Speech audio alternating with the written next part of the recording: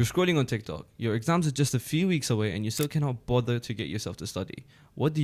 Your days consist of you getting up at 12 p.m. and just using your phone immediately. And for the whole day, the only thing that you do is scroll through social media. And before you know it, it's night and you're gonna go to sleep and repeat the whole process all over again. If this sounds a bit familiar to you, let me tell you a fact. People aged 18 to 35 in the UK have an average screen time of 8.8 hours every single day. Now, if you want to put this into perspective, that is about 36.6% of your entire year just you rotting away and scrolling on social media.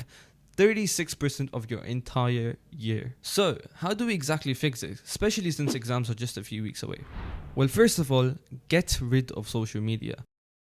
Unless you have insane self-control, you're going to be motivated for a bit and then you're going to go back to your bad habit of scrolling away and wasting your time on your phone. The solution, get rid of these apps. These apps are not going to help you, get the A or A star that you wanted in your A-level or GCSE exams. Instead, you can bear the pain of deleting these apps for a few weeks just so you can focus and make exams your priority. And when you're done with your exams, you can come back to them, even though I wouldn't recommend that. The main reason we cannot study nowadays is because of our poor attention span. We try to study for 10 minutes and within the first few minutes we get distracted and end up losing all control of whatever we're doing. Our brains are so desperate for a dopamine hit that nothing matters to them except getting that dopamine hit, and they will do about anything to get that dopamine hit. So doesn't matter if you're trying to study or whatever, your brain is going to tell you to pick that phone up because it is the fastest dopamine hit that you can get. So step number 1 to get control back of your life is to delete every single social media app. By the way, WhatsApp does not count in this, so if you want to talk to friends or family or whatever it is, WhatsApp can obviously stay, but make sure you're not spending too much time on that either. Delete Instagram, Snapchat, Twitter, Facebook. I don't think any of us use Facebook. YouTube you can keep it, but just make sure you're limiting your time on it. Your focus should completely be on the upcoming exams. Tip number 2 is to create a no excuse environment.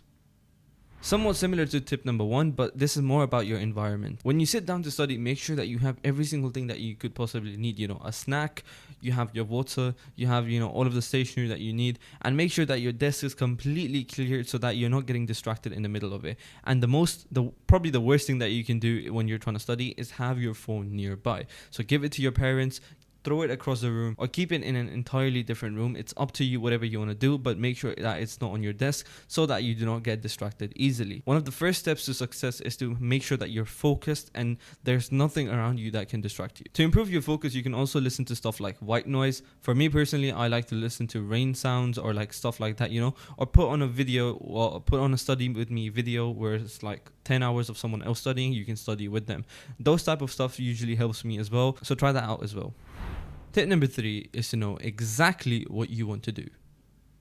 The key to a successful day is the night before, so you want to make sure that you set the tone from the previous night itself. When you're making your study plan, don't just make something like, study chemistry tomorrow, because that does not work. What you want to do is be more precise with it. So for example, what I do is study chemistry 1B tomorrow and then write the topic name. So let's say I want to study atomic structure, but not just atomic structure, I want to study the SPD notations. So I'm going to write exactly what I want to learn tomorrow. I'm not just going to write, study chemistry, because then I don't know what to study, and then I just end up getting lazy and saying like, I don't even know what to study, and then procrastination begins, and then all of that. So be very precise on what you want to learn. Alongside this, you also want to create a calendar and a to-do list. So the night before the week starts, so for example on Sunday, you want to create a calendar and write all of your essential tasks, your to-do list, and make sure that you're planning every single day out so that you become productive and know exactly what you want to do the day before. Narrowing down your day into time slots actually really helps, maybe more than you realize as well, because